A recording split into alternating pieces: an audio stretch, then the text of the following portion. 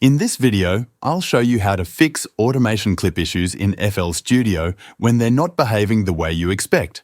First, open your project and go to the playlist view.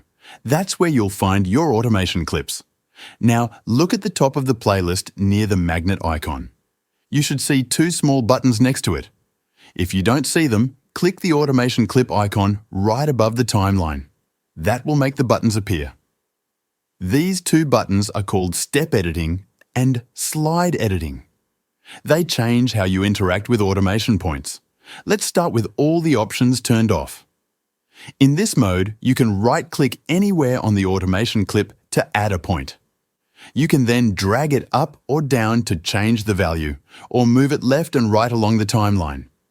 If you right-click on a point again, you'll get the option to change its curve type. Now turn on the Step Editing button. When this is active, right-clicking doesn't create new points. Instead, it deletes existing ones. To add a point in this mode, use a left click. And if you click and hold, it'll create a bunch of points in a row, almost like drawing them in. Next, turn on the Slide Editing button. With this option active, dragging a point left or right also stretches the nearby points, which can change the overall length or shape of the automation curve. So, if your automation isn't working properly, like if you can't add points, can't move them, or weird stuff is happening, check if any of these two options are turned on. Turning them off usually brings things back to normal.